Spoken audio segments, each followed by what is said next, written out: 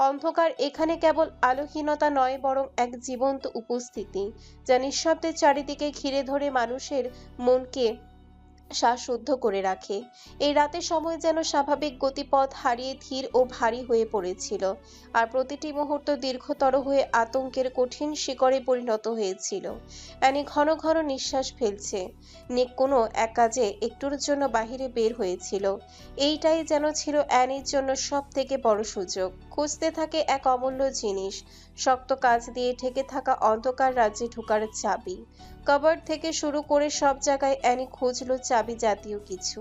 Covered থেকে শুরু করে প্রতিটা ড্রয়ারে অভিযান চালালো, কিন্তু হয়রান অ্যানি কোথাও চাবির সূত্র পেল না। ক্ষোভে চুল টেনে ধরে নিজের কিছু একটা ভেবে সেই জায়গায় আবারও দৌড়ে যায়। কাচের প্রতিটা জায়গায় জায়গায় চোখ রাখে। চাবি দিয়ে খোলার জন্য এমন কোনো জায়গাই নেই। আর বোকা অ্যানি নাকি এতক্ষণ ধরে চাবি খুঁজে যাচ্ছিল। বিরক্তি আর রাগে অ্যানির ইচ্ছে করছিল নিজের চুলগুলো টেনে ছিঁড়ে ফেলতে। এত অস্থিরতা লাগছে যেন কেউ মাংস কেটে শরীরে মরিচের গুঁড়ো লাগিয়ে দিচ্ছে। এতটা যন্ত্রণা মনে হয় সে পাচার কেন্দ্রে প্রবেশ করেও পায়নি। কি আছে এই কাচের ওপাশের জগতে? মেয়েটাই বা কেমন আছে? সত্যি কি মেরে ফেলেছে নাকি এখনো জীবিত? মেয়েটা জীবিত না থাকুক, কিন্তু নরখাদকটাকে কিছুতেই জীবিত থাকতে দেয়া যাবে না। অ্যানির চোখ ঝাপসা হয়ে আসে। অতীতের স্মৃতিগুলো আবারও তাড়া করতে থাকে। এই নরখাদকদের সন্ধানেই তো সে বহুদিন ঘুরেছে। বান্ধবীর খুনিকে খুঁজতে গিয়েই তো জানোয়ারগুলোর কবলে পড়তে হয়েছিল। পাচার হতে যাচ্ছিল, নিলামে উঠেছিল, বহু পুরুষ বাজে নজর দিয়ে লালসার দৃষ্টি নিক্ষেপ করেছিল।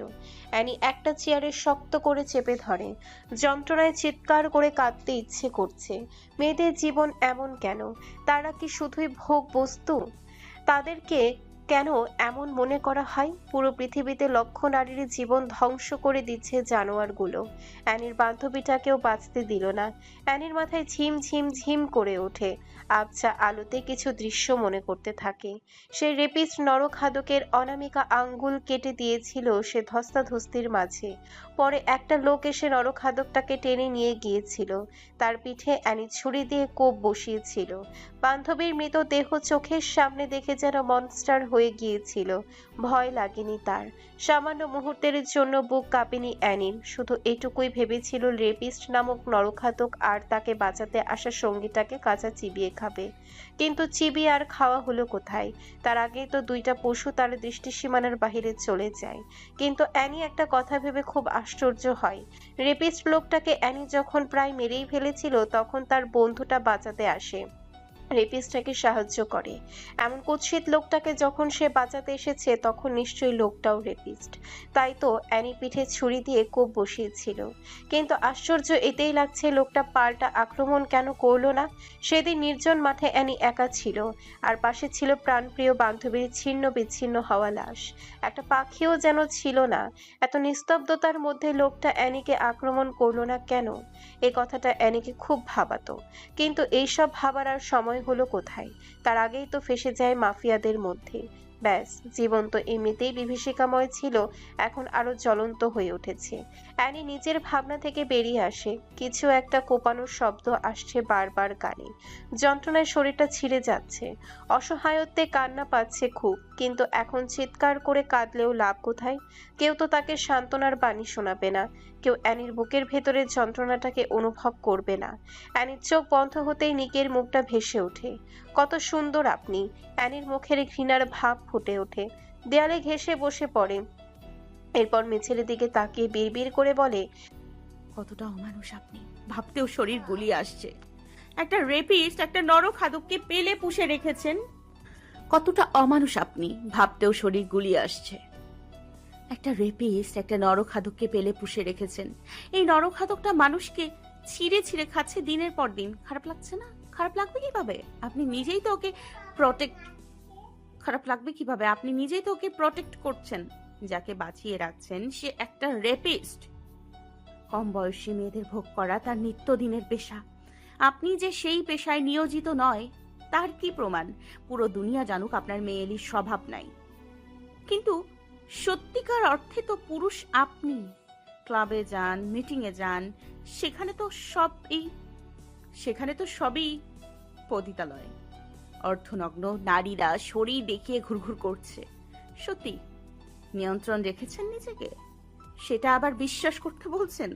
নারী বিদ্বেষী আপনি, মেনে নিলাম, কিন্তু কামনা বাসনা কি আপনার রাগ আর আক্ষেপের বেশি নয়? কি করে ট্রাস্ট করব আপনি নারীদের কাছে যান না, যেখানে নিজের এই আইল্যান্ডে এক নরখাদক পশু পালিত করছেন?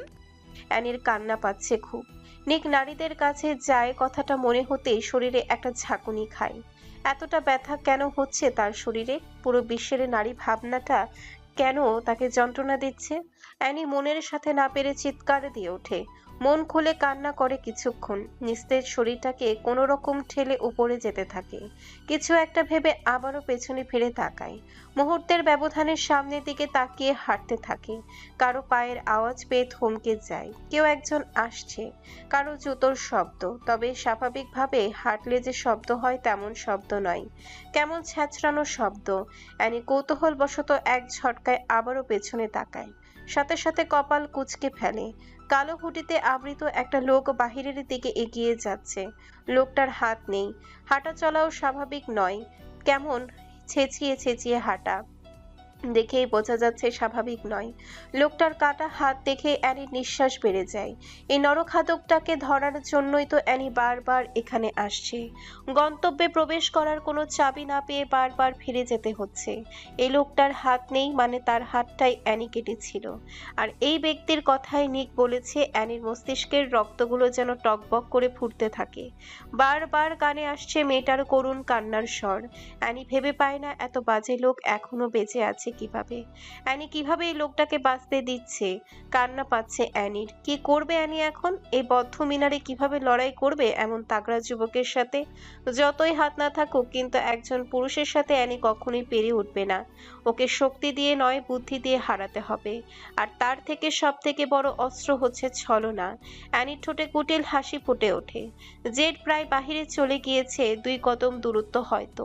অ্যানি পেছন থেকেই মোলায়েম সুরে ডাক দেয়, hey, hey handsome man, are you listening? Ignoring a beautiful girl like this is a very bad thing, hottie boy. কথাটা বলে অ্যানি বড় বড় শ্বাস ফেলে। নিক জানতে পারলে মেরে ফেলবে তার কোনো সন্দেহ নেই। লোকটা যতই খারাপ হোক, যতই তাকে মানসিক শারীরিকভাবে টর্চার করুক, কিন্তু দিন শেষে লোকটা অতিরিক্ত পজিটিভ তাকে নিয়ে। একটা সময় রক্ষিতা বলে অপমান করত, এখন বউ বলে বলে ফেনা তুলে ফেলে। কে জানে, মন থেকে বলে নাকি খোরাক মেটাতে। একান্ত সময়ে আগের মতো আর উন্মাদ হয় না। রাগের বশে যখন আক্রোশ মেটাতে আগে কাছে আসতো, তখন অ্যানি পারতো না মরে যেতে। যন্ত্রণায় শরীর নীল হয়ে যেত। লোকটার একটা রক্তাক্ত স্পর্শে অ্যানি ভেঙে যেত। কিন্তু আজকাল গ্যাংস্টার বসের স্পর্শে আগের মতো মরণ যন্ত্রণা হয় না, তবে সহ্য করার মতোও না। এখনো যন্ত্রণা হয়, তবে আগের মতো না। অ্যানি নিঃশ্বাস টানে বড় বড়। এখন এসব জানলে লোকটা যদি আবারও আগের রূপে তার কাছে ফিরে আসে, এমনিতেই মনস্টার, এর থেকে বেশি হলে তো অ্যানি মরেই যাবে। ভেতরেই ভয়ে কেঁদে ওঠে অ্যানি। ভাবনার মধ্যে অ্যানির সামনে তাকায়। ভেবেছিল জেড হয়তো না শুনেই চলে গিয়েছে, কিন্তু অবাক করা বিষয় পশুটা তার দিকে কেমন দৃষ্টি করে তাকিয়ে আছে। অ্যানি এই দৃষ্টি দেখে রাগে গিজ গিজ করে ওঠে। ইচ্ছে করছে একতলা তুতু কুত্তার বাচ্চার মুখে ছুঁড়ে দিতে। অ্যানি ঠোঁট ভিজিয়ে মিষ্টি হাসলো, নিচের ঠোঁট কামড়ে ধরে লোকটার কাছে এগিয়ে যায়। লোকটার চোখ শিকারীর মতো রুক্ষ আর ধারালো, কেমন ভয়ানক হিংস্র গভীরতা এই চোখে। লোকটার চোখ হিজল রঙের, লাল আলোতে চকচক করছে। অ্যানি তাচ্ছিল্য হাসলো। খারাপ মানুষের চোখ বুঝে এতটা রুক্ষ হয়? অ্যানি জেডের সামনে গিয়ে দাঁড়ায়, তবে দূরত্ব বজায় রেখে। জেড একটা কথাও বলছে না। নীরবতা ভঙ্গ করে অ্যানি হাসি দিয়ে বলে যে, Do you know that you are beautiful? What hot and sexy for just নেশা ধরে যাওয়ার মতো তোমার বডি। এই বডি বানিয়েছো কিভাবে? শীতল দৃষ্টি দিয়ে তাকিয়ে সামনে হাঁটা ধরে। অ্যানি পেছন থেকে হাত ধরে মাতাল করা সুরে বলে, এত সুন্দরী মেয়ে দেখে এড়িয়ে যাচ্ছ? আমার তো অনেক কিছু জেগে উঠছে। জেড শিথিল দৃষ্টি দেয় আবারও। সাইকোদের চলাফেরা সবসময় ঠান্ডা আর শীতল থাকে। তারা যখন হিংস্রতায় মেতে ওঠে তখন পশু হয়ে ওঠে। ঠান্ডা মেজাজে তারা শিকার ধরে। কোলাহল জেড একদম অপছন্দ করে। সামান্য শব্দ তার কাছে বিষের মতো লাগে। জেড অ্যানির ছোঁয়া নিতে পারছে না। জেগে উঠছে নরপশু মন। অ্যানির সৌন্দর্যে সে এমনিতেই পাগল হয়ে আছে। তার দৃষ্টিতে থাকে না বিস্ময়, না আকর্ষণ, না অস্বস্তি। থাকে কেবল শীতল পর্যবেক্ষণের স্বৈরাচারী স্থিরতা। অ্যানি যেন এখানে মানুষ হিসেবে উপস্থিত নয়, বরং সে হয়ে ওঠে এক মানসিক কাঠামোর নমুনা, যাকে অনুভব নয় বিচ্ছিন্ন বুদ্ধিবৃত্তিক প্রক্রিয়ায় ভেঙে পড়তে হয়।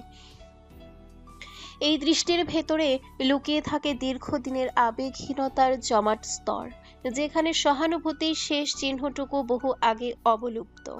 যে ঠান্ডা কণ্ঠে বলে, তোমার স্বামী দেখলে জান নিয়ে নিবে, সামনে দিকে সরো। অ্যানি অবাক হলো জেডের কথায়। লোকটা এত বড় জানোয়ার, তবুও নিককে এতটা ভয় পায়। অ্যানি হেসে প্রশ্ন করে, এত সুন্দর মোমেন্টে অন্য ব্যক্তির নাম নিয়ে মুড অফ করো না প্লিজ। এই লোকটাকে আমি সহ্য করতে পারি না।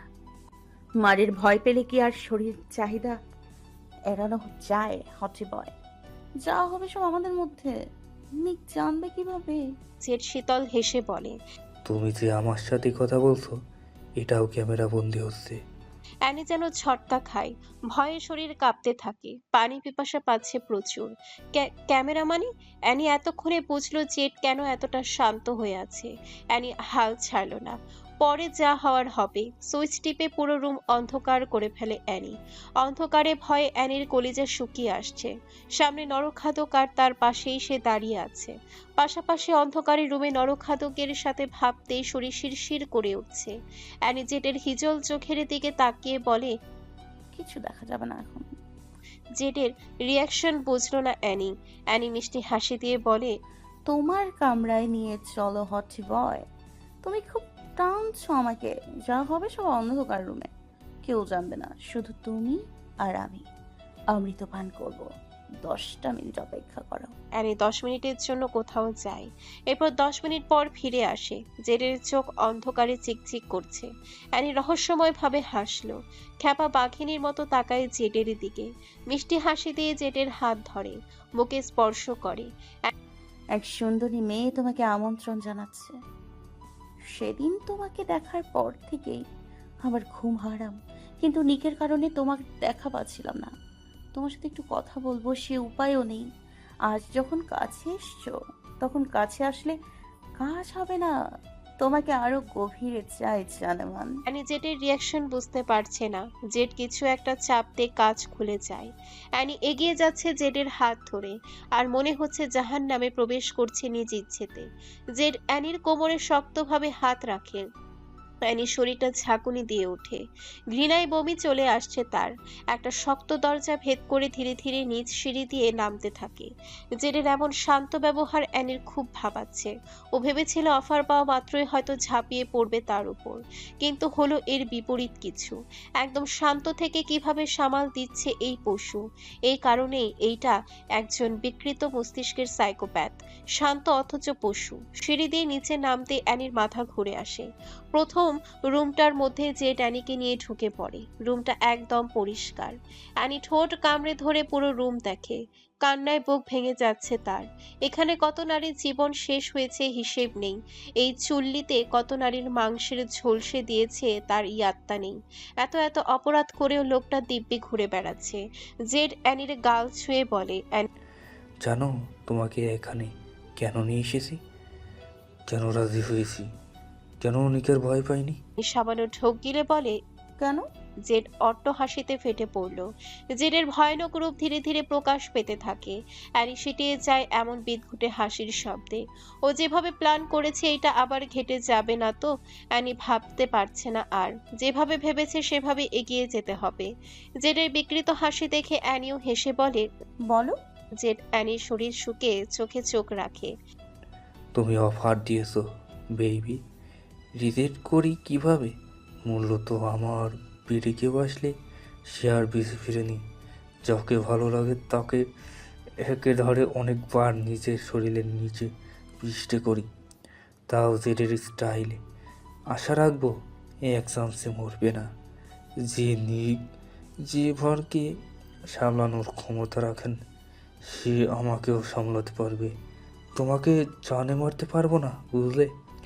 মরে গেলেও আবার তোমার জামাই কেটে আমাকে ভাসিয়ে দিবে। সামলাও কিভাবে এই উমদারটাকে?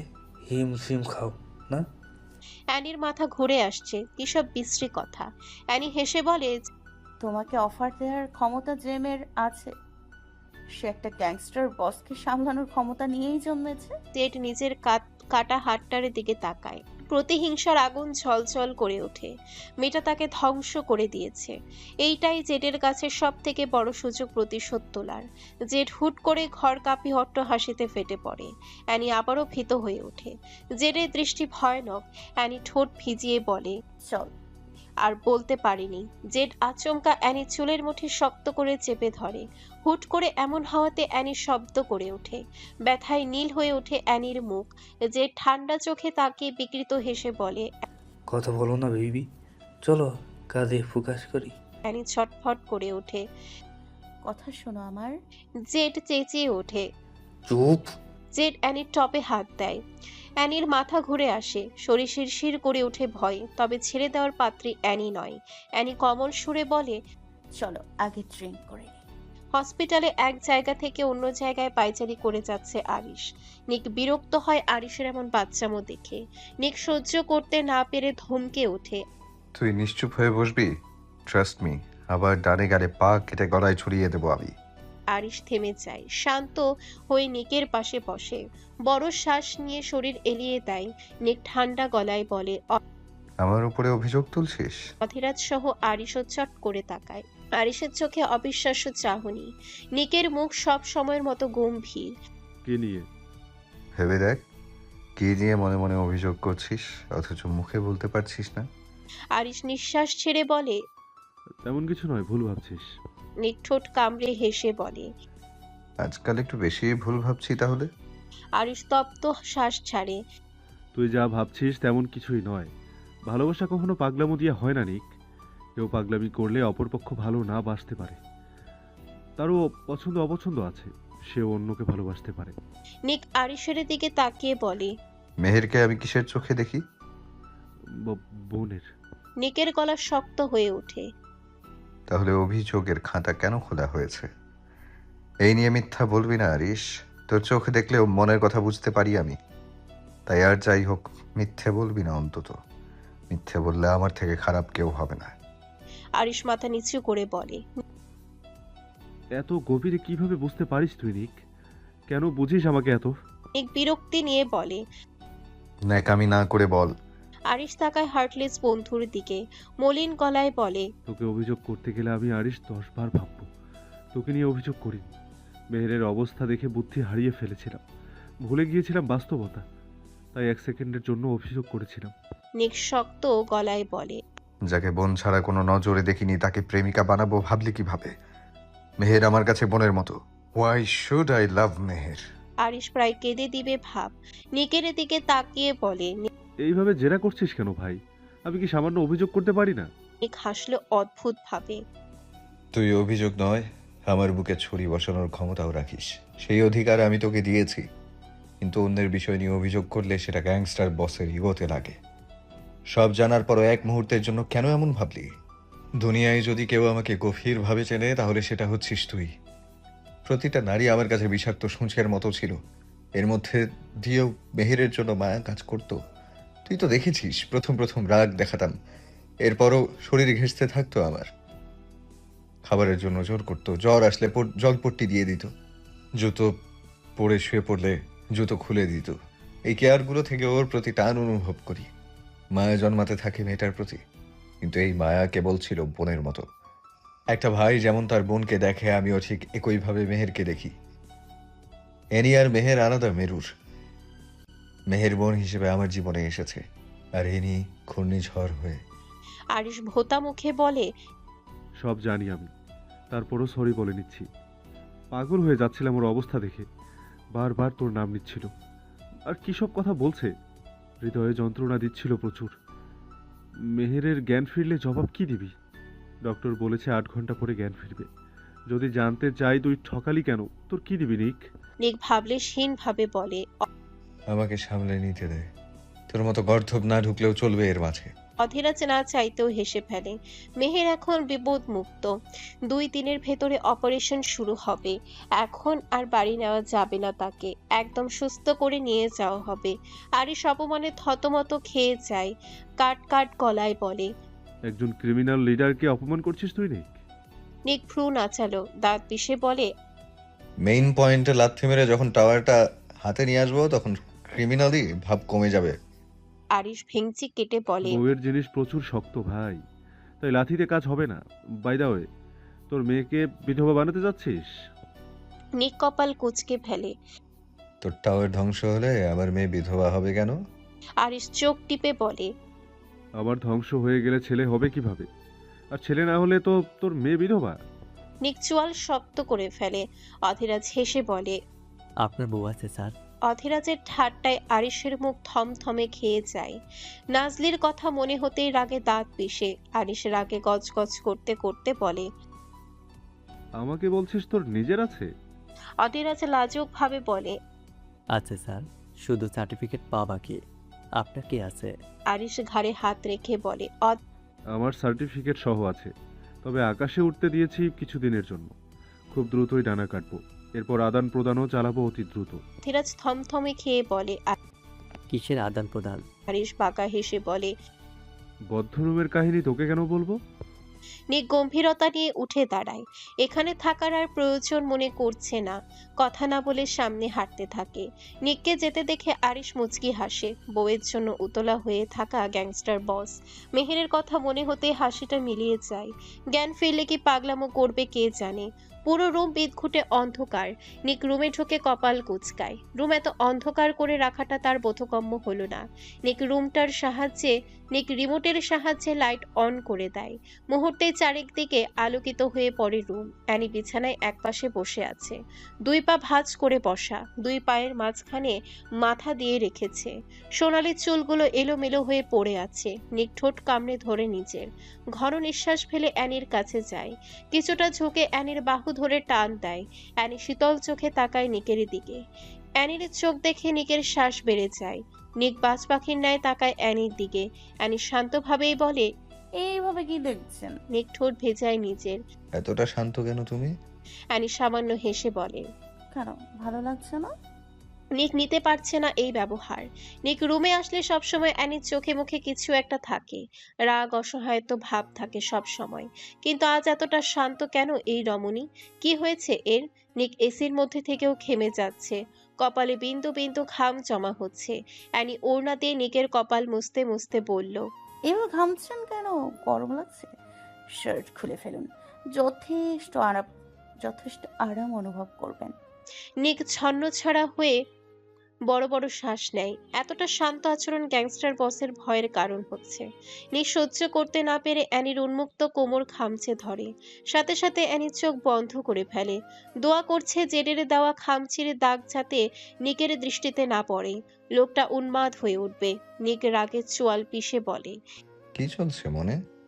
এতটা শান্ত কেন তুমি? কাল এতটা ক্ষেপেছিলে আর আজ এত শান্ত? অ্যানি মুচকি হেসে বলে। ভয় পাচ্ছেন? নিক কটমট করলো। গ্রীবাদেশ নাড়িয়ে অ্যানির চোখে চোখ রাখে। এইসব ফাকিং জিনিস গ্যাংস্টার বসের ধাঁচে নেই।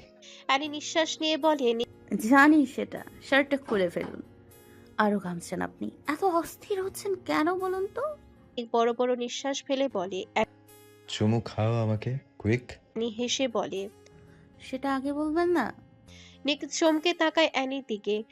অ্যানি নিকের উরুর উপরে উঠে বসে। এরপর ঘাড় গলিয়ে হাত চেপে ধরে ঠোঁটে ঠোঁট মিলিয়ে দেয়। নিক বাকরুদ্ধ হয়ে পড়ে। এই উন্মাদ পুরুষটা হুট করেই শান্ত হয়ে আছে। অ্যানির স্পর্শে তার কোনো রিয়াকশন নেই, বরং নিচ থেকে স্পর্শ করাটা নিয়েই নিককে ভাবাচ্ছে। অ্যানি চুমো খেতে খেতে নিকের ব্লেজার শার্ট খুলে ফেলে। নিক পাথরের মূর্তির মতো বসে আছে। হুট করে অ্যানিকে সরিয়ে বলে। লাগবে না চুমু, দূরে সরো আমার থেকে। অ্যানি সইল না। নিকের চুল গুছিয়ে দিতে দিতে বলে। আমার হয়নি। আর আমি কিছুক্ষণ চুমু আছে, ব্যাঘাত ঘটাচ্ছেন কেন? অ্যানির রাগী ভাব। নিকের ধৈর্য ভেঙে যায়। অ্যানির চোয়াল চেপে গর্জে ওঠে। কি চলছে এই মনে? ট্রাস্ট মি বেবি গার্ল, আমার অপছন্দের কিছু হলে জান নিয়ে নেব। আই রিপিট, কলিজা টেনে আনবো। অ্যানি যেন নিকের কথা শুনল না, নিকের পিঠ হাতিয়ে বলে, আপনার পিঠে কাটার দাগ কেন? কিভাবে কেটেছিল? নিক রেগে বলে। পিঠে আমার কত কাটা দাগ আছে, কোনটার কথা বলবো তোমাকে? অ্যানি নিকের বুকে চুমু খায়, বাম হাত দিয়ে পুরো শরীর স্পর্শ করে যাচ্ছে, ফিসফিস করে বলে, আপনাকে খুব আঘাত করতে ইচ্ছে করছে। আচ্ছা, আপনি কি কষ্ট পাবেন? আমি যদি আপনাকে চাবুক দিয়ে পেটাই, তবে কি ব্যথা পাবেন আপনি? নিক অ্যানির ঘাড়টা চেপে ধরে শক্তভাবে ঠোঁটে ঠোঁট মিলিয়ে দেয়। অ্যানি যন্ত্রণায় চোখ মুখ খিচে ফেলে। নিক চুমু খেতে খেতে অ্যানিকে কোলে নিয়ে কাউচের উপরে বসিয়ে দেয়। অ্যানি নখের আঁচড়ে নিকের পিঠ থেকে রক্ত বের হতে থাকে, নকশা বদলে ফেলছে। অ্যানির চোখ মুখ রাগে জ্বলে ওঠে। নিক অ্যানির দিকে বিরক্তি নিয়ে তাকিয়ে বলে। নখ এত বড় কেন তোমার? অ্যানি ঠান্ডা গলায় বলে। শরীর কেটে ফালা ফালা হয়ে যায়, তখন দিব্যি হাঁটতে পারেন, আর আমার নখের আঁচড় সহ্য করতে পারেন না। নিকের চোখ মুখ জ্বলে উঠে হিংস্রতা, একটানে খুলে ফেলে অ্যানি শরীরের টপ, মেঝেতে ছুঁড়ে ফেলে দেয়। এত টাইট কেন এটা? অ্যানি চোখ বন্ধ করে বিড়বিড় করে বলে। আপনি এনে দিয়েছেন, যা আছে তাই তো পরবো। নিক অ্যানির গলায় মুখ গুজে বলে। এসব আজাইরা জিনিস পরার প্রয়োজন নেই, এমনিতেও তুমি বাহিরে বের হও না। অ্যানি কিছু বলল না, শান্তভাবে সব সামলে নিতে থাকে। তার থেকে দ্বিগুণ ভারী পুরুষটাকে সামলাতে যন্ত্রণায় নীল হয়ে যাচ্ছে। তবুও অ্যানি চাচ্ছে যে করেই হোক আজ রাতটা কেটে যায়। আর এর থেকে সুন্দর উপায় অ্যানির কাছে আর একটাও নেই। ধীরে ধীরে নিকের স্পর্শ শক্ত হয়ে উঠেছে। অ্যানির হাতটা বেঁধে ফেলা হয় শক্ত বেল্ট দিয়ে। অ্যানি দাঁত পিষে সামলে নিচ্ছে সবকিছু। নিকের হাতটা অ্যানির গলায়, ফাঁসের মতো মনে হচ্ছে অ্যানির কাছে। তবু হালকা আওয়াজে বলে। যন্ত্রণা হচ্ছে। নিক অ্যানির কপালে চুমু খেয়ে বলে। সামলে নিচ্ছি। অ্যানির চোখ থেকে পানি পড়ছে, তবুও চাচ্ছে সময়টা কেটে যাক। নিক যাতে বাহিরে পা না রাখে। একজন পুরুষকে আটকাতে এর থেকে ভালো উপায় অ্যানির মাথায় আসেনি। তারা তো নারী দেহ পেলে জীবনটাও কোরবান করে দিতে পারে। আজ না হয় সেই বুদ্ধিটা কাজে লাগানো যাক। এমনিতেও এই পুরুষটাকে তাকে বারবার ছুঁয়ে দিচ্ছে, আজ না হয় আরেকবার ছুঁয়ে দিক, ক্ষতি কি? নিজের কাজ তো হবে। প্রভাতের স্নিগ্ধতা তখন নিস্তব্ধতার গহ্বরে আত্মপ্রকাশ করে, তখন কুয়াশার স্তব্ধ পর্দা ভেদ করে সূর্যালোকের স্বর্ণাভ আভাস ধীরে ধীরে নিঃসৃত হয়ে শিশির বিন্দু সম্ভাসিত তৃণরাজিকে দীপ্ত অথচ সংযত জ্যোতিতে অভিষিক্ত করে। বাতাসের শীতল শ্বাসে বৃক্ষশাখার রন্ধ্রে রন্ধ্রে কম্পিত হয় নিঃশব্দ প্রাণের ইঙ্গিত। আর পাখি কণ্ঠের ক্ষীণ অনুরণন সময়ের স্তব্ধ স্রোতকে ভেঙে দিয়ে প্রভাতকে রূপ দেয় গভীর প্রশান্তির এক দুরহ মগ্ন মাঠে। নিক অ্যানির ভেজা চুল মুছে দিয়ে বিছানার উপর বসিয়ে দেয়। অ্যানি মাথা নিচু করে চুপ মেরে বসে আছে। শারীরিক ব্যথার রেশ চোখে মুখে ফুটে উঠেছে, কিন্তু মুখে কোনো আর্তনাদ নেই, চোখে কোনো বিন্দুমাত্র অভিযোগ নেই। শাওয়ার নেওয়ার সময়ও একদম চুপচাপ ছিল। নিকের দিকে কেমন অনুভূতি শূন্য হয়ে তাকিয়েছিল। নিক নিজে রেডি হয়ে আয়নার সামনে দাঁড়ায়। নিজের ঠোঁট দেখে কপাল ভাঁজ পড়ে। নিজের ঠোঁট কামড়ে বেহাল দশা করে ফেলেছে। মনে হয়েছে যেন তার উপরে রাগ মিঠিয়েছে। নিক ভ্রু নাচিয়ে অ্যানির দিকে তাকায়, এরপর ড্রয়ার থেকে মেডিসিন হাতে ধরিয়ে বলে। খেয়ে নাও ফাস্ট। অ্যানির কোনো হেলদোল নেই, একইভাবে শক্ত হয়ে নিচে তাকিয়ে আছে। দৃষ্টি কোনো দিকে বুঝার উপায় নেই। অ্যানির এমন মৌনতা নিকের মাথায় আগুন ধরিয়ে দিচ্ছে। সহ্য করতে পারে না এই নারীর এমন ব্যবহার। তাকে ছাড়া অন্য কিছু নিয়ে ভাবলে ইচ্ছে করে সেই জিনিসটাকে ধ্বংস করে দিতে। মানুষ হলে তো মেরে ফেলে, অন্য কিছুকে কিভাবে মারবে? এই নারীর মন প্রাণ চিন্তা চেতনা মস্তিষ্ক সবটা জুড়ে নিক জেভানের নাম থাকবে। অন্য কিছু নিয়ে হলে জ্বালিয়ে দিবে সে। নিক অ্যানির বাহু চেপে ধরে। অ্যানি শান্ত দৃষ্টিতে তাকায় অ্যানির দিকে। অ্যানি শান্ত দৃষ্টিতে তাকায় নিকের দিকে। নিক তাকায় অ্যানির পুরো মুখে, কিছু বলতে পারেনি। তার আগেই অ্যানি মেডিসিন হাতে নিয়ে বলে। আজ যুদ্ধ ছাড়া নিজে থেকে বার্থ কন্ট্রোল পিল দিলেন যে? নিক নিজের শার্ট ঠিক করে বলে। যে মেয়ের বাচ্চার বাবাকে সামলানোর ক্ষমতা নেই, জ্ঞান হারিয়ে ফেলে, সেই মেয়ে বাচ্চা কিভাবে সামলাবে? তবে যেদিন বাবা হব সেদিন একসাথে 10টার হব। তোমার এত চিন্তা করার প্রয়োজন নেই। অ্যানির মাথা ঘুরে আসার উপক্রম। নিকের দিকে তাকিয়ে বলে। নিক 10টা? গ্রীবাদেশ নাড়িয়ে বলে। কেন? 10টা বাচ্চা কি কোনোভাবে কম হয়ে গেছে? তুমি চাইলে আরো বাড়াতে পারো। যা করার আমি তো করব। আপনি করবেন? বাচ্চা কোথায় রাখবেন শুনি? নিক ঠোঁট কামড়ে ধরে নিজের। অ্যানির দিকে অদ্ভুতভাবে তাকিয়ে বলে। তোমার পেটে? অ্যানির পায়ের নিচে শিরশির করে ওঠে। চোখ নামিয়ে ফেলে নিজের, চোয়াল শক্ত করে ঘন ঘন নিঃশ্বাস টানে নিজের। নিক ফোনে কাউকে মেসেজ পাঠিয়ে অ্যানির দিকে তির্যক চোখে তাকায়। অ্যানি দ্রুত মেডিসিন গুলো খেয়ে নেয়। মাথা শরীর ব্যথায় ছিঁড়ে যাচ্ছে, যন্ত্রণায় শরীর অবশ হয়ে আসছে। অ্যানি বিছানায় পা ঝুলিয়ে বসে। পা ঝুলিয়ে বসার কারণে টপের কিছু অংশ কাঁধ দিয়ে ঢিলে হয়ে আসে, গলার নিচের অংশ দৃশ্যমান হয়ে ওঠে। নিক শক্তভাবে কামড়ে ধরে ঠোঁট, কপালে ঘাম ছড়ছে। ধীরে ধীরে এগিয়ে যায় অ্যানির দিকে, মাথা ঝুঁকে অ্যানির গলা নির্মাংসে চুমু খায় শক্তভাবে। নিকের পাগলাটে আচরণে অ্যানি হেলে পড়ে একপাশে। নিকের চুল শক্তভাবে চেপে ধরে অ্যানি দূরে সরিয়ে দিতে দিতে বলে। সরুন। নিক সরল না, তার ঠোঁটের স্পর্শ ধীরে ধীরে আরো নিচে নামতে থাকে। নিকের হাত চলে যায় উন্মুক্ত কোমরে। অ্যানি এক হাতে শক্তভাবে আঁকড়ে ধরে লাল রঙের বিছানার চাদর, অন্য হাত নিকের চুলে ধরে রাখা। নিক মাতাল গলায় ফিসফিস করে বলে। আরেকবার হয়ে যাক। I can't control myself. অ্যানির গলা শক্ত হয়ে আসে। বাঁচতে দেবেন তো নাকি? নিকের স্পর্শ থেমে যায়, মাথা তুলে তাকায় অ্যানির দিকে। অ্যানির চোখ মুখ শক্ত হয়ে আছে। নিকের চেহারার রং বদলে যায়, রাগে লাল হয়ে ওঠে চেহারা। রাগে দাঁত পিষে অ্যানির গাল চেপে ধরে বলে। আমার স্পর্শে মরে যাবি? অ্যানি সামান্য ঠোঁট ভেজায়, কাপা গলায় বলে। নিক নিজ নর্মাল ভাবে আপনি স্পর্শ করেন না, সহ্য করতে পারি না আমি। তাই মরার কথা বলেছি। So you don't like my touch? Then whose touch are you craving? নিজের রাগটাকে নিয়ন্ত্রণ করে অ্যানির কানের কাছে ঠোঁট ঘেঁষে বলে। আমার কথা মতো চললে দুনিয়ার সব সুখ পদতলে এনে দিব বলেছিলাম। এই নীলাভ চোখের পানি ঝরাতে মানা করেছে, কিন্তু এই একটা মুহূর্তে এই চোখের পানি আমার তৃপ্তির কারণ হয়। শুধুমাত্র এই সময়টাতে নিক যে ভ্রাণ নিজেকে হারিয়ে ফেলে। কি হয় তোর জান? কষ্ট হয় বেশি? সময় হোক মানিয়ে নিবি। সময়ের ভেতরে আমিও সহজ হওয়ার চেষ্টা করব। আমার স্পর্শ কি খুবই যন্ত্রণাদায়ক? অ্যানি নিশ্চুপ হয়ে থাকে। কি উত্তর দেবে সে এখন? অ্যানি নিশ্চুপ থাকাটা যেন নিকের ক্ষোভ আরো তীব্র করে তোলে। নিকের হাতের বাঁধন আরো শক্ত হয়ে ওঠে। এক হাতে ধাক্কা মেরে সরিয়ে দেয় অ্যানিকে। এরপর সোজা হয়ে দাঁড়িয়ে টেবিলের উপরে থাকা গ্লাসটা থেকে সবটা পানি ঢক ঢক করে গিলে নেয়। অ্যানি তাকায় খালি গ্লাসটার দিকে। নিক খালি গ্লাসটাকে মেঝেতে ছুঁড়ে ফেলে, ঝনঝন শব্দে কাঁপিয়ে তোলে ঘরটাকে। নিক ক্রোধ নিয়ন্ত্রণ করতে না পেরে টেবিলে লাথি মেরে রুম থেকে বেরিয়ে যায়। অ্যানি ভয়ে নিজেকে সটিয়ে নিলেও নিক চলে যাওয়াতে স্বস্তির নিঃশ্বাস ফেলে। ভাঙা কাচের টুকরোগুলোর দিকে তাকায়, সামান্য তাচ্ছিল্য হেসে বলে। এই ভাঙা কাচের টুকরোগুলোর মতোই আপনার আর আমার সম্পর্ক। বৈধতা আছে কিন্তু মনের মিল নেই, মস্তিষ্কের মিল নেই। দেহের মিলন ঘটে কিন্তু আত্মার মিলন ঘটেনি একবারের জন্য। খুব জঘন্য আপনি। এতটা নরপিশাচ না হলেও পারতেন। চোখের সামনে ভাসতে থাকে কিছু ভয়াবহ দৃশ্য। চোয়াল শক্ত হয়ে ওঠে অ্যানির, চোখে মুখে ফুটে ওঠে এক তীব্র আক্রোশ। কাবার্ডের কাছে ছুটে যায় এক দৌড়ে, কাবার্ডটা খুলে নিকের পার্সোনাল চাবুকটা হাতে তুলে নেয়। অ্যানি চোখ বন্ধ করে কিছু একটা বিড়বিড় করে রুম থেকে বাহির হয়ে আসে।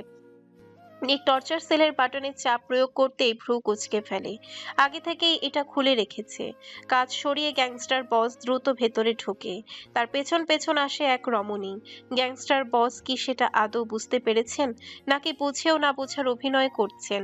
নিক জেডের রুমের সামনে আসতে স্তব্ধ হয়ে যায়। জেডের কাটা হাত ঝুলিয়ে রেখেছে দরজার সামনে, অন্য পাশে ঝুলিয়ে রেখেছে অন্ডকোষ আর পুরুষাঙ্গ। নিক ঠোঁট কামড়ে ধরে নিজের, দরজা ঠেলে দ্রুত ভেতরে যায়। মেঝেতে পড়ে আছে জেডের নগ্ন ডেড বডি, মুখে অসংখ্য খামচির দাগ, পুরো শরীর অ্যাসিড দিয়ে জ্বালিয়ে দেওয়া হয়েছে। নিকের মাথা ঝিমঝিম করে ওঠে হঠাৎ করে। গ্যাংস্টার বস চোখ বন্ধ করে নিজের মাথা দুই হাত দিয়ে শক্তভাবে চেপে ধরে। শরীরের ওজন ধরে রাখতে পারছে না, ঢলে পড়ে যায় মেঝেতে। মাথাটা মেঝেতে পড়ার আগেই কেউ মাথার নিচে নরম জিনিস ঢুকিয়ে দেয়। মেহেরের জ্ঞান ফিরেছে অনেকক্ষণ হলো। আরিশ পাশে বসে মাথায় হাত বুলিয়ে দিচ্ছে। অন্য পাশে অধীরাজ, তানভি, দাদামশাই বসে আছে। মেহের সবার দিকে তাকায় এক পলক, শান্ত অথচ কাপা গলায় বলে। ও আসেনি ভাইয়া? আরিশ চট করে তাকায় বোনের দিকে, কপালে চুমু খেয়ে বলে। মেহের হালকা হেসে বলে, আমার জায়গায় যদি ওর বউ থাকতো তাহলে কি ঠিক এইভাবে কাজের জন্য চলে যেত ভাইয়া? আরিশ থমকে যায় কিছু সময়ের জন্য। বুকের উপরে যেন কেউ পাথর চাপিয়ে দিয়েছে। মেহেরের জায়গায় যদি অ্যানি থাকতো তবে কি নিক সত্যি চলে যেত? কোনোদিনও যেত না। অ্যানির গুলি লাগার পর নিকের সব পাগলামি আরিশ দেখেছে। মসজিদে গিয়ে নিঃশব্দ আর্তনাদ করেছে, এইসবও শুনেছে। এই পাষাণ ব্যক্তিটা পুরো দুনিয়ার মধ্যে শুধু একজনের প্রতি নরম হয়ে যায়। শুধু রাগ হিংস্রতার নিচে এই মেয়েটা চাপা পড়ে যায়। আরিশ শান্ত কণ্ঠে বলে। কেন যেত? ওই সময় তো ওনার বউ থাকতো। আরিশ ঘন নিঃশ্বাস নিয়ে বলে, এরপর দাদা মশাইয়ের দিকে তাকিয়ে বলে। নাজলি আপু কোথায় ভাইয়া? আরিশ হুট করে তাকায় মেহেরের দিকে। নাজলি নামটা আরিশের হৃদয়ে গিয়ে লাগে। এখন মানব বুঝে উঠতে পারছে না এমন লাগে কেন। তবে এই নামটা সে সহ্য করতে পারে না। আরিশের কাট কাট গলা। অনেকদিন হলো দেখি না। আরিশ উঠে দাঁড়ায়, এরপর শক্ত গলায় বলে। মেহের আশ্চর্য হয়ে বলে, কি বলছো এইসব? উনি তোমার স্ত্রী, অপরিচিত বলছো কাকে? ঝগড়া করেছো? আরিশ শক্ত চোখে তাকায় মেহেরের দিকে। মেহের ভয়ে চুপ হয়ে যায়। আরিশ বের হয়ে যায় রুম থেকে। মেহের হাঁ করে তাকিয়ে আছে দরজার দিকে। জীবন চক্র কিছুই আজকাল তার বোধগম্য হচ্ছে না। সবার কেমন উলট পালট ঘোলাটে সম্পর্ক। দাদামশাই মেহেরের মাথায় হাত বুলিয়ে দেয়। মেহের নিঃশব্দে কেঁদে ওঠে। তানভীর চোখের পানি মুছে অধীরাজের দিকে রাগী দৃষ্টিতে তাকায়। শক্তভাবে ধরে অধীরাজের হাত। মেহেরের সাথে কথা না বলে অধীরাজকে টেনে নিয়ে যায় বাহিরে। অধীরাজ অবাক হয়ে বলে। মেয়ের সাথে কথা না বলে এখানে নিয়ে এসেছো কেন? তানভীর ইচ্ছে করছিল অধীরাজকে কাঁচা চিবিয়ে খেয়ে ফেলতে। গলার স্বর শক্ত করে দাঁত পিষে বলে, এতটা পাষাণ কেন তোমার বস? অনেক খারাপ, পুরো দেশ জানে। কিন্তু এই বাচ্চা মেয়েটার কি অপরাধ করেছিল? ওর সাথে কেন এমন করলো? আরে ভাই, যদি ভালোই না বাসতো তবে এমন মায়া দেখিয়েছিল কেন? পরিবার ছাড়া মানুষের বিবেকহীন হয় জানতাম, কিন্তু এতটা বিবেকহীন হবে ধারণা ছিল না। অধীরাজ চোখ পাকিয়ে তাকায় তানভীর দিকে। তানভীর দুই কাঁধ শক্তভাবে চেপে ধরে, চোখে চোখ রেখে বলে। কথার লাগাম টানো তানবি। পুরো দুনিয়া যেমন তেমন, কিন্তু বসের বিরুদ্ধে কোনো কথা আমি সহ্য করব না। তানভীর খুবই অধীরাজের হাত ঝটকা মেরে ফেলে দেয়। তীব্র রাগে বলে, হ্যাঁ, সহ্য করবে কেন? পুরো দুনিয়া জাহান্নামে যাক, কিন্তু বস ঠিক থাকলেই হবে। কি জাদু করেছে তোমাকে এই লোক? দিনের পর দিন মেয়েটা ভালোবাসা আঁকড়ে ধরে বেঁচেছিল। পুরো রুম দিয়ে নিক জেব্রানের ছবি পেন্টিং করে সাজিয়েছে সারপ্রাইজ দিবে বলে সবটা। কিন্তু মিস্টার নিক জানতেন, আর এটাও জানতেন, মেহের যদি নিককে না পায় তবে মেয়েটা মরে যাবে। তার প্রমাণ তো দেখতেই পাচ্ছ। শুভ্র বেডে ছোট মেয়েটা লেফটে আছে, মুখে মলিনতা আর হাহাকারের ছাপ, কিন্তু তাতেও ওনার কিছু যায় আসে না। মিস্টার নিক তো মিস্টার আরিশকে জীবনের থেকেও বেশি ভালোবাসে। তাহলে ওনার বোনকে এমন মৃত্যুর দরজায় ঠেলে দিয়েছেন কেন? হ্যাঁ, এখন বলতে পারো ভালোবাসা জোর করে হয় না, আমিও মানি সেটা। ভালোবাসা কোনোদিন জোর করে পাওয়া সম্ভব না, কিন্তু মানবতার সম্পর্কের খাতিরেও তো অনেক কিছু আপন করে নিতে হয়। নিক জ্যাব্রান স্ত্রীর সঙ্গ লাভ করার আগে থেকেও মেহের তাকে পাগলের মতো ভালোবাসে। এইটা কিন্তু উনি জানেন। মেহেরের মাথায় সমস্যা, অতিরিক্ত চাপ নিলে মৃত্যুর ঝুঁকি রয়েছে, এটাও জানতেন। সব জানার পরও উনি বিয়ে করে বউ নিয়ে সংসার করছে।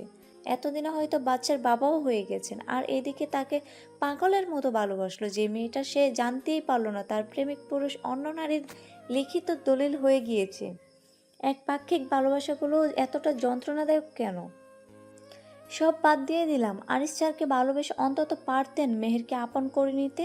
মেহেরের কিছু হলে আরিশ স্যার পাগল হয়ে যাবে, এটাও উনি জানেন। তবুও উনি কিছু পরোয়া করলেন না। আর তার বন্ধুত্ব, বিয়েটা কয়দিন পরে করলেও তো পারতো। মেহেরকে যতটা শান্ত দেখতে পাচ্ছ, ও কিন্তু ভেতরে ততটা শান্ত নয়। ওর যন্ত্রণা আমি অনুভব করতে পারছি, কারণ ওর ভালোবাসার পাগলামিগুলো আমি নিজ চোখে দেখেছি। অধীরাজের ধৈর্য হয়ে উঠছে না তানভীর কথা শোনার। সে নিঃশ্বাস ছেড়ে বলে, এই মুহূর্তে আমি তোমার সাথে কথা বলতে চাচ্ছি না তানবি। মেহেরকে তুমি ভালোবাসো অনেক, তাই এই পরিস্থিতিতে লিমিট ছাড়া কথা বলছো, যা আমি কোনোদিন সহ্য করব না। আমি চাই না আমি তোমার সাথে রুট ব্যবহার করি। বসের বিরুদ্ধে কটু কথা বলার আগে আবার শরীরে আঘাতের ছিন্ন বিচ্ছিন্ন হতে হয়, এটাই সবাই জানে। মেয়ের কাছে যাও, নয়তো বাড়ি যাও। তানভীর চোখ ভিজে আসে, ঠোঁট কামড়ে কান্না আটকে বলে। ছুরির আঘাত দিয়ে ছিন্ন বিচ্ছিন্ন করবে কি? তোমাকে ভালোবেসে যে যন্ত্রণা অনুভব করছি সেটা ছুরির আঘাত থেকে কম নয়। তোমার স্যারের বিরুদ্ধে বলার জন্য ছুরি দিয়ে আঘাত করো, আটকাবো না। কথা কোনো দিন বলতে চেয়েছিলে যে আজ বলবে। সপ্তাহ চলে যায়, তোমার খোঁজ থাকে না, সময় ফুরিয়ে যায়, তোমার অস্তিত্বের সন্ধান মেলে না। ভালোবাসার কষ্ট তুমি অনুমান করতে পারবে না মিস্টার অধিরাজ। যে ভালোবাসে সে বুঝে এই কষ্ট আর যন্ত্রণা, প্রেমিক পুরুষের দেওয়া যন্ত্রণা কতটা বিষাক্ত সেটা তুমি বুঝবে না। তানভীর মুখে নিজের পুরো নাম শুনে অধীরাজ চট করে তাকায়। এই প্রথম তানভীর তাকে এইভাবে সম্বোধন করেছে, কিন্তু কেন? আমি তোমাকে ভালোবাসি না। তানভীর মলিন হেসে বলে। সত্যি ভালোবাসো এই কথাটা আপাতত অনুমান করতে পারছি না। তানবি তুমি। অধীরাজকে কথাটা বলতে দিল না। তার আগে তানভীর চোখের পানি মুছে বলে, তোমার বসের নামে এইসব কথা বলার জন্য দুঃখ প্রকাশ করব ভেবে থাকলে ভুলে যাও। ভুল কিছু বলিনি আমি, আর না আবেগে কিছু বলেছি। স্বার্থপর মানুষ উনি। তানভীর কথাটা বলে চোখ মুখ শক্ত করে মেহেরের কাছে চলে আসে। মেহের তানভীরকে কাছে পেয়ে জড়িয়ে ধরে। বুক ভেঙে আসে রমণীর। আমি হেরে গিয়েছি তানভি আপু। ভালোবাসার কাছে আমি পরাজিত হয়ে গেছি। যাকে ভালোবাসি সে আমার নয়। যার বুকে মাথা রেখে জীবন পার করব বলে ভেবেছিলাম সে আর আমার নয়। উনি অন্য নারীর লিখিত দলিল হয়ে গিয়েছে। আপু, ভেতরে যন্ত্রণা হচ্ছে আমার। এত কষ্ট কেন হচ্ছে বলো আপু? হৃদয়টাকে কেউ জ্বালিয়ে দিচ্ছে আপু। আমি ঠিকভাবে নিঃশ্বাস নিতে পারছি না। এই যন্ত্রণা আমি কিভাবে সইব? আমি বাঁচতে চাই আপু। আমার কিছু হয়ে গেলে আমার ভাইটা একা হয়ে যাবে, কষ্ট পাবে অনেক। আমার যন্ত্রণাটাকে বলো কেউ চুরি করে নিতে। মেহের কান্না করে ওঠে। মেহেরের নীরব আর্তনাতে তানভীর চোখ ভিজে আসে। কিভাবে সামলাবে এই মেয়েটাকে? দুনিয়ার কেউ না জানুক মেহেরের প্রতিটা পাগলামির সঙ্গী সে। নিককে কতটা ভালোবাসে তানভীর থেকে ভালো আর কে জানবে। তানভীর নিজেও কষ্ট পাচ্ছে। মেহেরের মাথায় হাত বুলিয়ে বলে, শান্ত হও মেহের। দুনিয়ার কেউ কারোর জন্য বেঁচে থাকে না, সবাই নিজেদের জন্য বাঁচে। নিক স্যার ভালোবাসে না তো কি হয়েছে? আমরা সবাই তো ভালোবাসি। নিক স্যারের সাথে কথা বলবে। মেহের শান্ত হয়ে আসে, মাথা নিচু করে বলে, এই জীবনে আমি এই পুরুষটার সামনে যেতে চাই না। প্রয়োজনে নিজেকে শেষ করে দিব। তবু আমি মেহেরিমা মেহের নিক জিবরানের কাছে উত্তর চাইবো না। তানভি আপু, উত্তর তার কাছে চাওয়া যায় যে কিছু জানে না। কিন্তু আমি উত্তর কার কাছে চাইবো যে সব জেনেও আমাকে এইভাবে ভেঙে চুরে চুরমার করে দিয়েছে? আমি উত্তর চাই না, যেতে চাই না ওই লোকের সামনে। অন্য নারীর স্বামীর কাছে নিজের ভালোবাসার উত্তর চাওয়াটা লজ্জাজনক। মেহের কথাগুলো বলছিল আর কান্নার কারণে ফুপিয়ে উঠছিল বারবার। তানভীর মলিন হেসে মেহেরের মাথায় চুমু খায়। জীবন অনেক কঠিন, পরীক্ষা দিয়ে পার করতে হয়। ভালোবাসার নামক কঠিন পরীক্ষাটা সৃষ্টিকর্তা না দিলেও পারত। যাকে এত করে চাইলাম সে আমাকে চাইলো না। অন্য নারীকে বুকে নিয়ে রাত পার করছে, আর আমি পার করছি একরাশ যন্ত্রণার অস্থিরতা নিয়ে। অগ্নি গর্ভক্রোধে দগ্ধ সেই রমণী যেন মুহূর্তে মানবী থেকে রূপ নেয় এক দুর্দমনীয় বিভীষিকায়। তার শ্বাস প্রশ্বাস ভারী হয়ে ওঠে, চোখ দুটি জ্বলে ওঠে অবদমিত যন্ত্রণার অশান্ত আগুনে। আর প্রতিটি চাবুকের ঘূর্ণনে বাতাস নিচেই কেঁপে ওঠে আতঙ্কের অদৃশ্য আর্তনাদে। তার রাগ নিছক উন্মত্ততা নয়, এ এক দীর্ঘদিনের জমে থাকা ক্ষোভের বিস্ফোরণ, যেখানে অবহেলা, অপমান আর নিরক্ষত একাকার হয়ে নিষ্ঠুর দৃঢ়তায় রূপ নিয়েছে। জল শক্ত হয়ে আছে, দৃষ্টি কঠোর থেকে কঠোর হয়ে উঠেছে, মুখাবয়বে এমন এক ভয়াল স্থিরতা যে তা দেখলে সাহসী মন শিউরে ওঠে। নীরব সহন আর আত্মগোপন যন্ত্রণা একত্র হয়ে তার চেতনাকে করে তোলে কঠোর ও নিষ্ঠুর দৃঢ়তায় সংহত। তার দৃষ্টিতে জমাট বাঁধে শীতল ক্রোধের অবিচল স্তর, চোখের গভীরে খেলা করে এমন এক ভয়াল স্থিরতা। শ্বাস প্রশ্বাস আরো ভারী ও সংযত হয়ে উঠেছে। তার প্রতিটি নিঃশ্বাসে অনুভূত হয় দগ্ধ অভিমান, অপ্রকাশিত ক্ষোভের প্রচ্ছন্ন গর্জন। অনুভূতিগুলো পাথরে রূপান্তরিত হয়ে অন্তরাত্মার আত্মরক্ষার কঠিন প্রাচীর গড়ে তুলেছে। নিকের দুই হাত পা বেঁধে রেখেছে একটা শক্ত চেয়ারের সাথে। সামান্য নড়াচড়া করারও ক্ষমতা নেই। তার শান্ত দৃষ্টি অগ্নিমূর্তি হয়ে দাঁড়িয়ে থাকা অ্যানির দিকে। ঠোঁট কেটে রক্ত পড়ছে, পুরো শরীরে চাবুকের আঘাতে জখম হয়ে গিয়েছে। রক্ত চুয়ে চুয়ে পড়ছে শরীর থেকে, খালি শরীরে এক একটা চাবুকের বাড়ি দাগ কেটে দিচ্ছে। বর্তমানে অ্যানিকে দেখলে কেউ জীবনেও বলবে না এই রমণী সৌন্দর্যের প্রতীক, যার সৌন্দর্যের পাগল হয়ে মাফিয়ারা গন্তব্য হারা হয়ে আছে, উন্মাদ হয়ে তাকিয়ে আছে তার দিকে। একবার মাফিয়ারা এই রূপ দেখলে হয়তো বিছানায় নিয়ে যাওয়ার ইচ্ছে পোষণ করতো না। অ্যানির চোখ থেকে যেন আগুন পড়ছে, সোনালি চুলগুলো কেমন আজ ভয়ানক দেখাচ্ছে। নীল চোখের মনিতে এক উন্মাদ হিংস্রতা। একসাথে 10টা চাবুকের আঘাত বসায় নিকের পেটে, সাথে সাথে রক্ত ছিটকে পড়ে অ্যানির মুখে। নিক সব সময়ের মতো শান্ত হয়ে তাকিয়ে আছে, সামনের রমণীটার দিকে এমন ভাবে তাকিয়ে আছে যেন এই মুহূর্তে ভালোভাবে না দেখলে অনেক কিছু মিস করে ফেলবে। দুশোর চোখ দুইটা হাসছে, ঠোঁট কেটে রক্তাক্ত হয়ে পড়েছে, মুখে কোনো চাবুকের আঘাত নেই, সব আঘাত পিঠে পেট জুড়ে। অ্যানি হাঁপিয়ে ওঠে, ধপ করে বসে পড়ে টর্চার সেলের নোংরা মেঝেতে, চোখ তুলে নিকের দিকে তাকায়। রক্তাক্ত নিককে দেখে 2 কদম পিছিয়ে যায়। ফর্সা শরীরটা রক্তে লাল হয়ে পড়েছে, 42টা চাবুক মেরে অ্যানি হাঁপিয়ে উঠেছে, চুল খামচে ধরে কান্না করে ওঠে। ছেড়ে দেওয়ার জন্য মিনতি করুন আমার কাছে, নিজের পাপের ক্ষমা চান। আর পারছি না আপনাকে আঘাত করতে। নিকের পুরো শরীর রক্তাক্ত হয়ে আছে, ঠোঁট কপাল ফেটে রক্ত পড়ছে। রক্তাক্ত ঠোঁটটাকে নাড়ানোর চেষ্টা করে, ঠোঁটের কোণে হাসি ফুটিয়ে বলে, এই কয়েকটা চাবুক মেরেই হাঁপিয়ে উঠলে? শত্রুদের হাতে বহুবার ক্ষতবিক্ষত হয়েছি, আজ তোমার হাতে হলাম ক্ষতি কি? অ্যানি 2 হাত ছড়িয়ে বসে আছে নোংরা মেঝেতে, নিকের দিকে চোখ তুলে তাকায়। দিশেহারা হয়ে ওঠে রমণী। জিজ্ঞাসা করবেন না কেন এইভাবে আঘাত করেছি? নিক শান্ত গলায় বলে, তোমার ইচ্ছে হয়েছে তাই আঘাত করেছো, আমি কিছু বলেছি তোমাকে? অ্যানির চোখ মুখ শক্ত হয়ে ওঠে। জিজ্ঞাসা করুন আমাকে। আমি তো ব্যথা পাইনি ব্লাড রোজ, তোমার প্রতিটা আঘাতকে ভালোবাসা হিসেবে গ্রহণ করে নিয়েছি।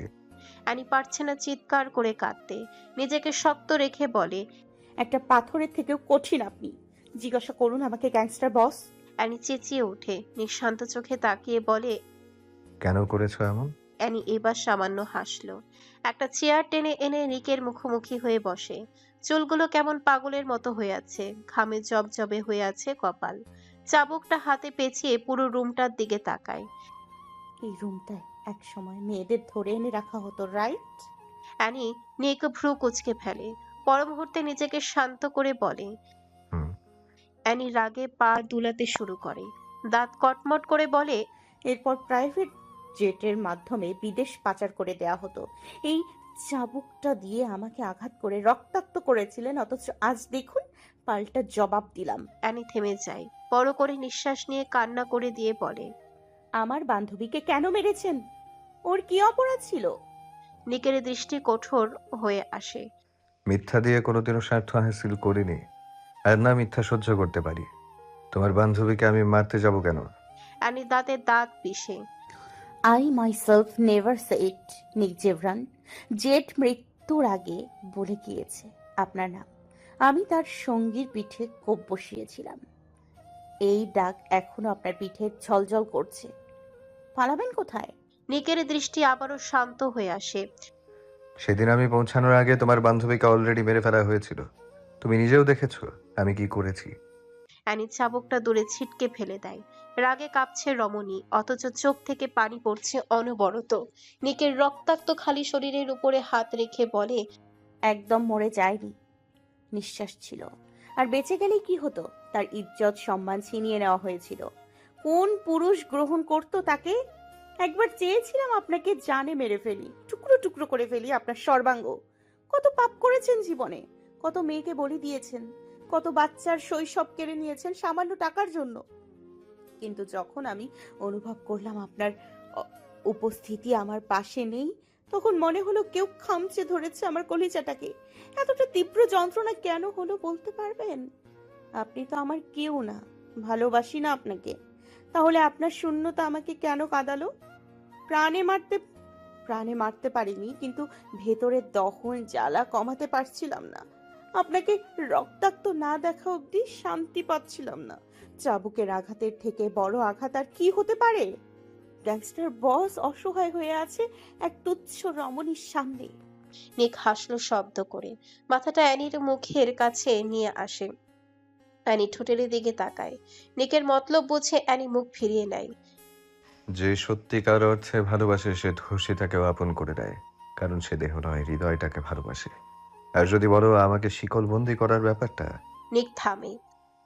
তলোয়ার যখন নিজের আপনজনের কাছে থাকে, লড়াই করাটা তখন কঠিন হয়ে পড়ে। পানির মধ্যে কিছু একটা মিশিয়েছিলে, তাই না?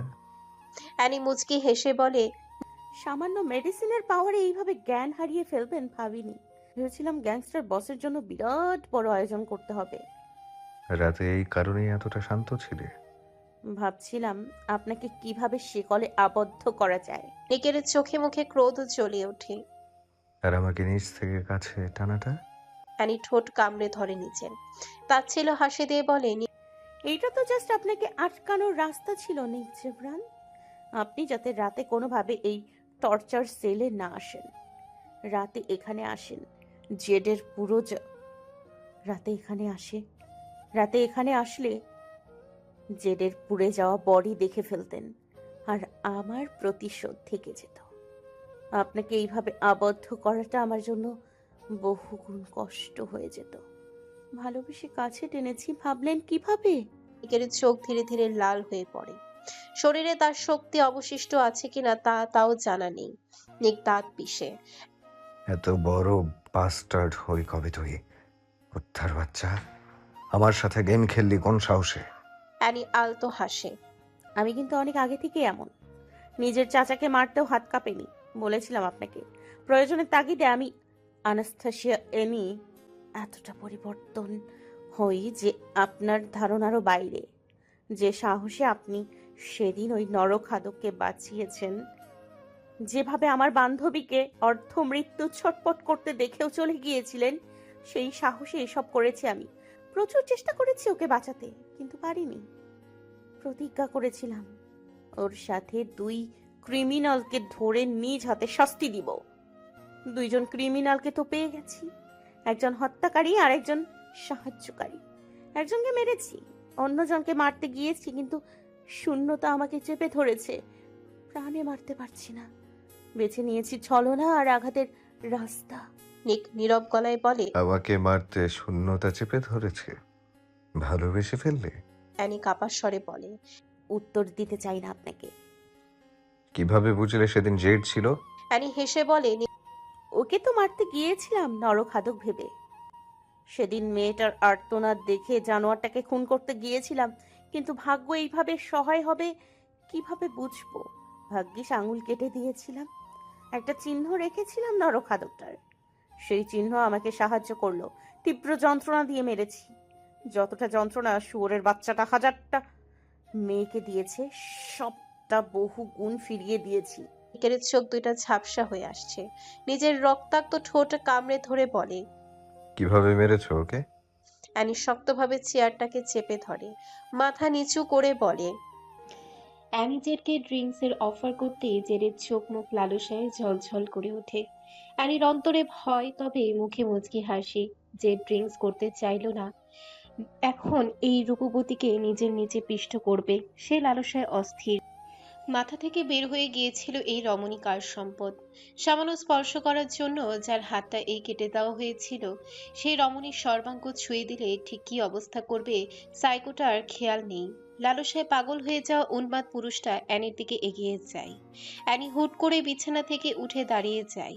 রাগে জেরের চোখ ঝলঝল করে ওঠে। অ্যানির উঠে যাওয়াটা তার ধৈর্যের বাহিরে চলে যাচ্ছে।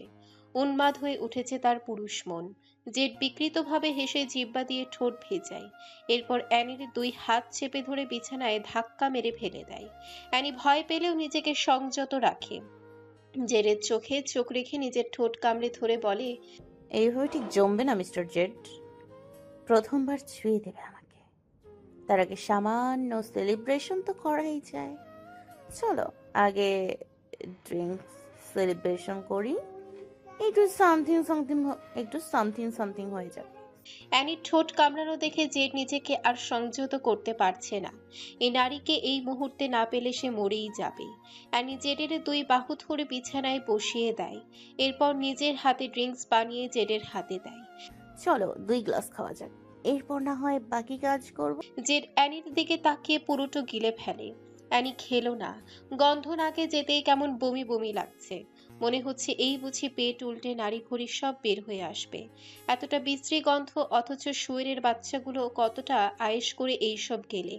অ্যানি জেডের আড়ালে কখন যে অজ্ঞান হওয়ার মেডিসিন মিশিয়েছে সেটা কামনায় কাতর হয়ে থাকা পুরুষটা দেখতেই পেল না। অ্যানি শুধু একাধারে ড্রিঙ্কস তৈরি করে দিচ্ছে আর জেড গিলে যাচ্ছে। তার লালসার দৃষ্টি অ্যানির সর্বাঙ্গে। চোখ মুখ লাল হয়ে উঠেছে তার। আচমকা অ্যানির নজরে যায় জেডের কাটা আঙ্গুলে। একটা আঙ্গুল নেই এই নরখাদকের। অ্যানি কাঁপা কাঁপা গলায় জেডের দিকে তাকিয়ে বলে। এই আঙুল কেটেছে কিভাবে? জেড নেশায় বুঁদ হয়ে উঠেছে।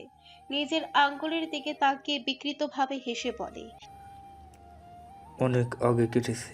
অ্যানি অস্থির হয়ে বলে। হ্যাঁ, কিভাবে কেটেছে তোমার আঙুল? জেড ওয়াইনটুকু গিলে সামান্য রাগী কণ্ঠে বলে। এক মেয়েকে ছিঁড়ে খাচ্ছিলাম, হুট করে এক সব এসে আমার আঙুলটা কেটে দিল। মগিটারে কিছু করতে পারিনি, আমাকে মারতে এসেছিল নিক। সেদিন না আসলে দুইটাকে একত্রে ছিঁড়ে খেতাম। শালি মদাফাকের দল। অ্যানির মাথা ঘুরে আসার উপক্রম। পায়ের নিচ শিরশির করে উঠছে। তাহলে সেদিন এই নরপিশাচী ছিল। নিক ছিল ব্যাপারটা অনুভব করতে যেন কলিজায় কেউ শক্তভাবে চেপে ধরেছে। অ্যানি কান্না করতে গিয়েও আটকে যায়। শরীর ভেঙে আসছে তার। এই মুহূর্তে ভেঙে পড়া উচিত নয়। সামনে এক জানোয়ার রূপী দানব বসে আছে। এই সামনে ভেঙে পড়া মানে নিজেকে বিলিয়ে দেওয়া। যা করতে হবে সব শান্ত জ্ঞানে। যেটা ধৈর্য ধরতে পারল না। বিছানা থেকে উঠে অ্যানির হাত ধরতে যাবে, তার আগে অ্যানি ছিটকে দূরে সরে যায়। জেড কপাল কুঁচকে তাকায় অ্যানির দিকে। রাগে অ্যানির পুরো শরীর কাঁপছে। হিংস্র বানবীর মতো নীলাভ মণি লাল হয়ে ঝলঝল করছে। জেডের দিকে বাজ পাখির ন্যায় তাকিয়ে আছে, যেন এই দৃষ্টি বলে দিচ্ছে এই মুহূর্তে তাকে কাঁচা চিবিয়ে খাবে। জেড মাতাল হয়ে ভালোভাবে তাকাতে পারছে না। তার উপরে এই মেডিসিনের রিয়াকশন ধীরে ধীরে পড়তে থাকে। জেড মাথায় চেপে ধরে অ্যানির দিকে তাকায়, হাত দিয়ে ইশারা করে বলে। এই প্রথম কোনো মেয়েকে আমি ইশারার কাছে টানছি। তোমার জায়গায় অন্য কেউ হলে এতক্ষণ মরে যেত। আমার বিছানায় একবার যে যায় সে আর বেঁচে ফিরে না। আমার পুরো একবার প্রবেশ করলে সে কুত্তার মতো ছটফট করে, এমনভাবে চিৎকার করে যে গলার রগটাও ছিঁড়ে যাবে। তখন আসে আমার সব থেকে বড় তৃপ্তি। পৈশাচিক উন্দা নয়, আমি আরও নিয়ন্ত্রণ হারাই হয়ে পড়ি। শব্দ আমার খুবই অপছন্দ, কিন্তু এই শব্দটা আমার ভিতরে উমদানা জাগায়, হৃদয়ের তৃপ্তি লাভ করি। জেড কথাটা বলে বিকৃতভাবে হাসতে থাকে। অ্যানি ঘৃণায় নাক মুখ খিচে ফেলে। নিয়ন্ত্রণ করতে পারেনি রমণী। এক ধলা থুতু জেডের নাকে মুখে ছুঁড়ে মারে। জেড হিংস্রতা নিয়ে তাকায় অ্যানির দিকে। অ্যানি রাগে কাঁপছে রীতিমতো। জেড ঝড়ের বেগে এসে অ্যানির চুলের মুঠি শক্তভাবে চেপে ধরে। ব্যথায় অ্যানি মৃদু আর্তনাদ করে ওঠে। জেড অ্যানিকে হেঁচড়ে বিছানার কাছে নিয়ে যেতে থাকে। রাগে গর্জে ওঠে। মগ, আমার মুখে থুত দিচ্ছিস কেন? অবশ্যই নিজেই তো মরতে এলি আমার কাছে, এখন আবার তেজ দেখাচ্ছিস কাকে? তোর সাথে তো আমার এমনিতেই অনেক হিসেব বাকি। আমার হাত কেটেছিস তুই বেশ্যা। এতদিন তো গ্যাংস্টার বসকে খুশি করলি, আজ আমাকে তৃপ্তিতে নেওয়া পাওয়া শুরু করা যা। পরপর নিজেকে নিয়ে এমন অশোভন মন্তব্য অ্যানির গা গুলিয়ে আসছে। আর নিতে পারছে না এইসব। অনেক সহ্য করেছে সে। চুলে প্রচুর টান খাচ্ছে। জেড এতটা শক্তভাবে ধরেছে যে ব্যথায় মাথা ছিঁড়ে যাচ্ছে। অ্যানি আর দেরি করলো না। হাঁটুর সাহায্যে জেডের পুরুষাঙ্গে লাথি বসায় সর্বশক্তি দিয়ে। জেড এমনিতেই মাতাল হয়ে আছে, তার উপরে ধীরে ধীরে মেডিসিনের পাওয়ারে দুর্বল করে দিচ্ছে। হুট করে এমন তীব্র যন্ত্রণায় চিৎকার করে ওঠে। ব্যথার যন্ত্রণা সহ্য করতে না পেরে ধপ মেরে বসে পড়ে যায় বিছানায়। অ্যানি সরে আসে জেডের কাছ থেকে। টেবিলের ওপরে থাকা একটা শক্ত দড়ি এনে হাতে তুলে নেয়। দড়িটা হাতে বাঁধতে যাবে তার আগে জেড খ্যাপা বাঘের মতো গর্জে ওঠে। আজ সিংহ যতই ক্ষেপে যাক, শরীরের শক্তি সব কমে এসেছে। লড়তে পারছে না এক তুচ্ছ রমণীর সাথে। দুই হাত থাকলে হয়তো এতক্ষণে অ্যানির অবস্থা খারাপ করে ফেলতো, কিন্তু এক হাত দিয়ে মাতাল অবস্থায় অ্যানির সাথে মোকাবেলা করতে পারছে না। জেড অ্যানির বুকে খামচে ধরতেই অ্যানি সব শক্তি দিয়ে দাঁত বসিয়ে দেয়। এমন জায়গায় ধরেছে যে অ্যানির মাথা ঘুরছে। ইচ্ছে করছে জেডকে এই মুহূর্তে জ্বালিয়ে পুড়িয়ে ছারখার করে দিতে। জেড অ্যানির কামড়ের তোয়াক্কা করলো না। হিংস্র পশুর মতো গর্জন করছে আর অশোভন গালাগালি করছে। অ্যানি একটুও ঘাবড়ে যায়নি। জেডের পাগলাটে আচরণ থেকে বাঁচতে স্টিলের উপরে রাখা ছুরিটা দিয়ে ওর বাকি হাতটায় কোপ বসায়।